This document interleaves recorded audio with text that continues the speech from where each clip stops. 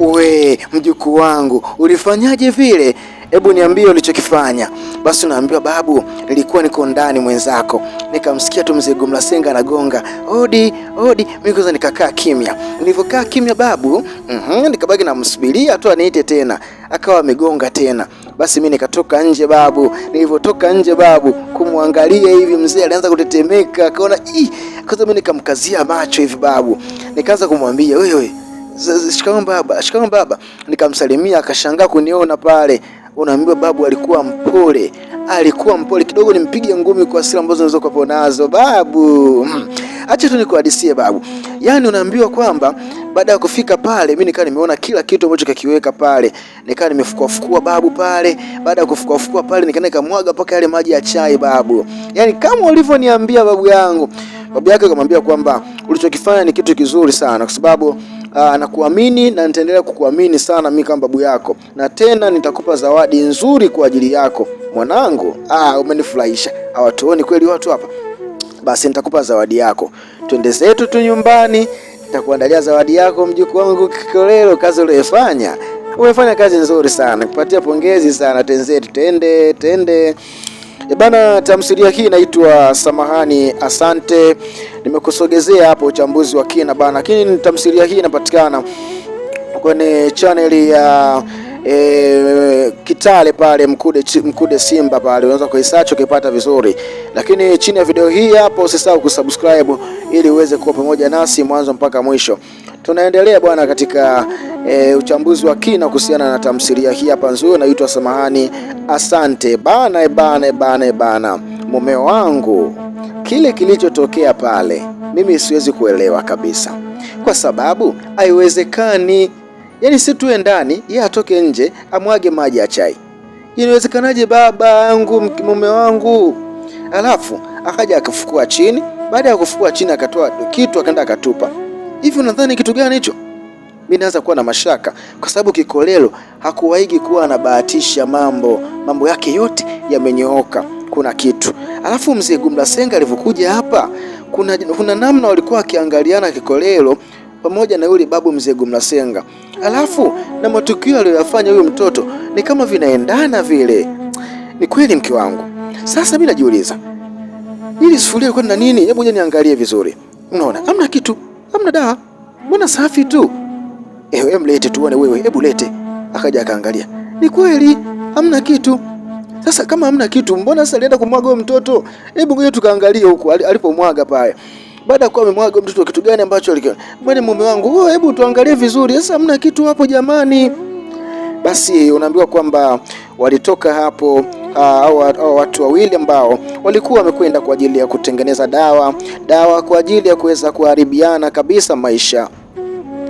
Maisha ni safari ndefu sana, ambapo kila mwanadamu anatamani kuishi maisha mazuri, lakini kuna watu wengine katika hii dunia hawatamani kuona wenzao wanaishi maisha mazuri, kama hawa watu wawili, mzee Gumlasenga akiwa pamoja na mama Semeni. Mzee huyu amefika nyumbani na mama Semeni anajaribu kwenda kuangalia ndani kama hakuna mtu yeyote yule anayetazama na kuziona siri zao. Mama Semeni akiwa ametulia hapa, mzee huyu Gumlasenga anakaa chini. Kisha mama Semeni anasema, katika siku ya leo nimeumia sana mzee Gumlasenga. Katika mpango ambao tumeupanga kuutimiza, nimeumia sana kuona mpango huu haujatimia. Mzee anasema, hata mimi unishindi mimi mama. Mimi nimeumia zaidi. Yaani mama Semeni anasema kwamba hata iweje sintokuja kumsamehe huyu Aisha, maana Aisha amekuwa ni mtu ambaye anaingilia sana mipango yangu. Nitamani kuona Aisha anakufa kabisa, anaondoka kabisa katika maisha yangu. Mzee Gumlasenga anasema hata mimi nitamani kuona hivyo, na naamini kwamba siku moja tu anaweza kuuawa mtu huyu. Nikimshindwa kwa kutumia dawa za mitishamba, basi nitachukua panga na nitamfyekelea mbali. Mama Semeni anasema kwamba hata mimi kweli naumia sana kumwona mtu huyu akiendelea kuwa hai, kwa sababu lengo letu sisi huyu mtu sio aendelee kuwa hai, bali apotee kabisa katika ulimwengu huu. Maana tumejitahidi kadiri tunavyoweza baba yangu. Hebu angalia, mimi ningeweza kuolewa na yule mwanaume, lakini Aisha yeye yupo naye mpaka leo hii. Babu, roho yangu inaniuma, mimi naumia kuona wanazaa mpaka watoto, na wakati yule mwanaume atakiwa kuwa wangu kabisa. Mzee anamwambia, hebu shusha pressure. Lakini mama Semeni anasema hapana, inaniuma sana, siwezi kushusha pressure kwa sababu ni mtu ambaye ninaumia sana. Basi unaambiwa kwamba huyu Bonge akiwa na mke wake Aisha wako nyumbani, bado wanatafakari kuhusiana na kile ambacho kilitokea. Wamejaribu kuangalia, nimetazama kila sehemu, nimeangalia huku na nimeangalia kule, lakini sijaona chochote kile. Mume wangu, kuna kitu huyu mzee Gumlasenga alikuja akaweka hapa, mimi nadhani, japokuwa sijamuona, lakini nahisi kama huyu mtoto Kikolelo alikuja akafukua hapa chini ndio kuna kitu hapa alikizika tu, hebu tuangalie.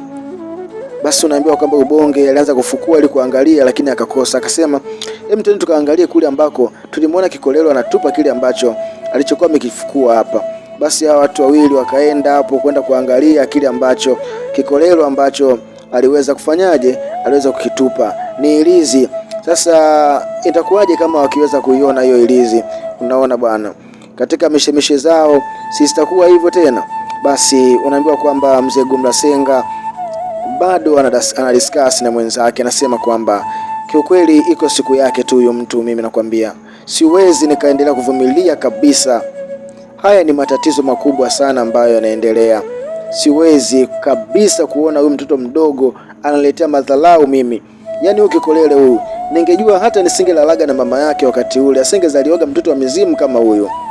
Mama Semeni anasema naumia sana, moyo wangu unaniuma, roho yangu inaniuma pia, hasa nikitazama na hasa nikifikiria pia.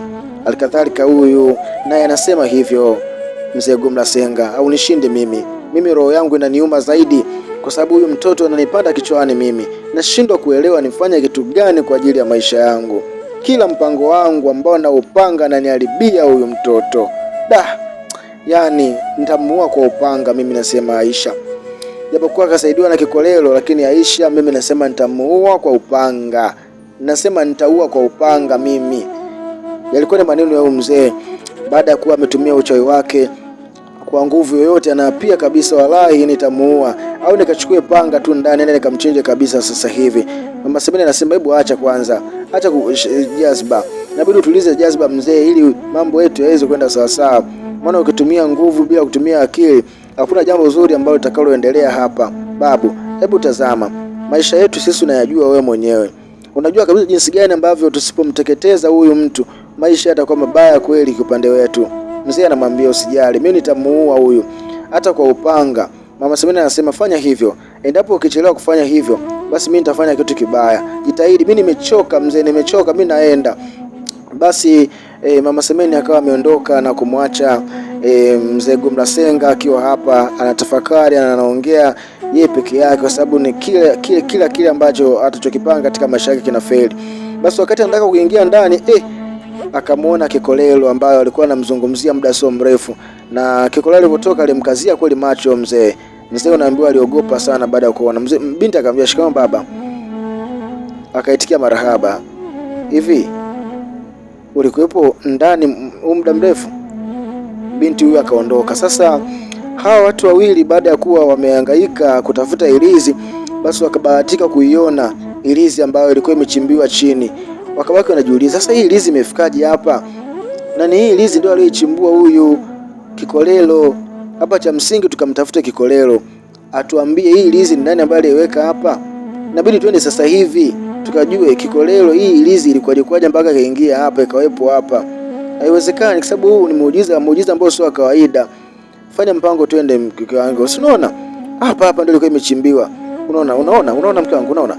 Ni yenyewe, ni ilizi hii. Hebu angalia. Ilikuwa imewekwa hapa chini, alifukua Kikolelo. Sasa Kikolelo alikuwa anamjua aliyechimbia hapa chini.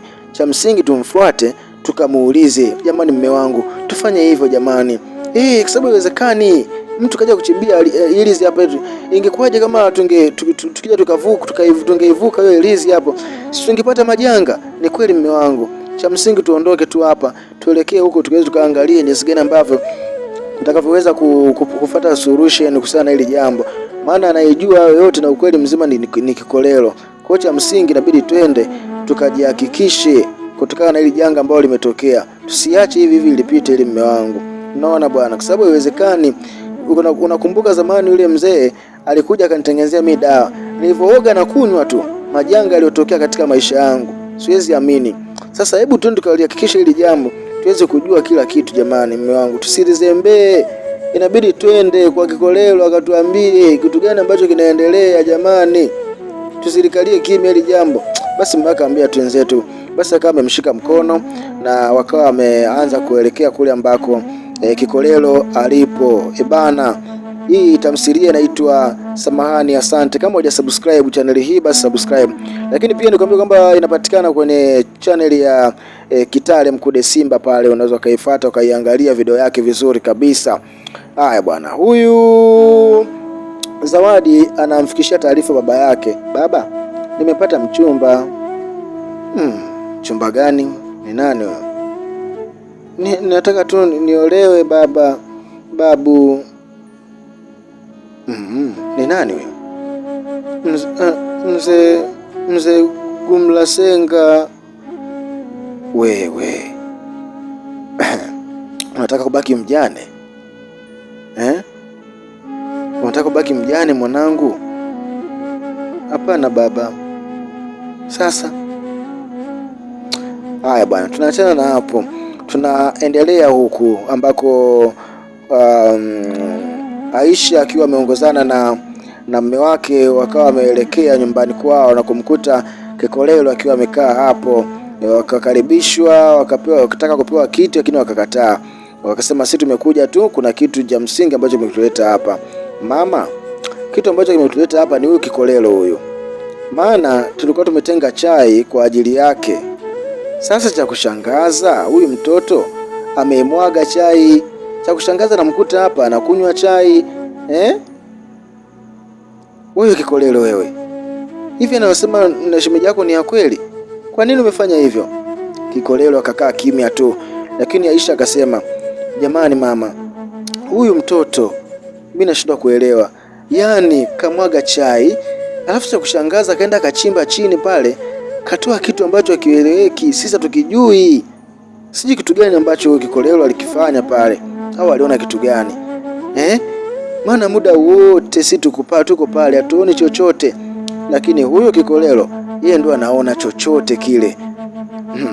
Tena huyu kakazia, unajua mama, nilienda kuangalia pale ambapo alipokuwa amefukua huyu mtoto. Sasa baada ya kuwa amefukua pale mtoto chini, akawa ametoa kitu na kwenda kukitupa.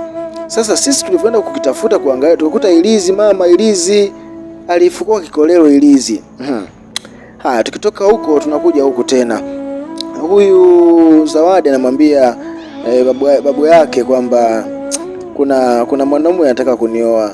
Sio kama baba anataka anioe yule. Kwa sababu gani? Yule kwa sababu mimi, si unajua tena mimi hapa tunadaiwa pesa nyingi sana ambazo tunadaiwa sisi. Kwa hiyo hapa cha msingi inabidi tuelewe. Anatoa milioni 2. Mzee akasema, milioni 2 itasaidia sana. Sawa, kama milioni 2 basi hakuna shida yoyote, kila kitu kitakuwa sawa, nimekubali uolewe, hakuna shida. Ila hiyo 200 itasaidia, maana tulitakiwa tuuze baadhi ya vitu vyetu hapa ili tuweze kulipa deni, lakini kwa kuwa kuna hiyo milioni 2 imejitokeza, basi mwanangu tufanye hivyo, uolewe tu. Lakini si umependa mwanangu? Ndiyo baba, nimependa. Taolewa tu baba, kwa sababu ya kuweza kulipa madeni, hakuna namna. Basi unaambiwa kwamba babu yake aliweza kumpatia mkono mwanamke huyu kwa sababu alionyesha ni furaha zaidi kulipa deni ambalo lilikuwa linadaiwa kwa muda mrefu. Basi hawa watu wametoa ilizi na kuweza kumuonesha mama yao, unaona, na dada yake pia na Kikolelo. Wakamuuliza, wewe Kikolelo wewe, hii ilizi vipi? Ndipo dada yake akasema, atuambie basi hiyo ilizi aliitoa wapi na ni nani ambaye alikuja akachimbia hiyo ilizi nyumbani kwangu pale. Mke wangu ndio kabisa, atuambie Kikolelo, hebu tuambie ni nani ambaye aliyekuja kuweka ilizi hapo mpaka sisi tunaikuta ilizi, alafu wewe ulitupa tu bila kutuambia chochote. Hebu tuambie basi Kikolelo. Kikolelo akasema, nyinyi mnataka kujua kila kitu? Mna ujasiri? Mna ujasiri? Akasema, sisi tuna ujasiri. Wewe sisi tuogope nini wewe mwanangu? Sisi tuko vizuri. Akasema, Kikolelo akasema sawa, sisi tunaweza kuwa majasiri jamani, hatuogopi. Basi hamna shida, kama mna ujasiri nifuateni huku tunakoelekea. Kikolelo basi akainuka zake hapo. Familia yake, mama yake na dada zake wakataka amfuate ili waondoke wote, lakini akamwambia bwana, nyie kaeni tu hapo, acha niende na hawa, basi nyie bakini tu hapo hapo. Wakawa wameongozana kwa ajili ya kuelekea kule ambako wakamjua yule mtu ambaye aliyeweka ilizi na kuchimbia madawa. Tamthilia hii inaitwa Samahani Asante, inapatikana kwenye YouTube channel ya Kitale Mkude Simba pale. Kwa hiyo unaweza kaenda kuitazama video yake, lakini mimi nimekuletea tu uchambuzi wa kina kuhusiana na tamthilia hii. Hapo chini kuna neno limeandikwa subscribe, libonyeza. Lakini hii ni namba ya Kitale mwenyewe, unaweza kumtafuta pale, si ndivyo? Bye bye.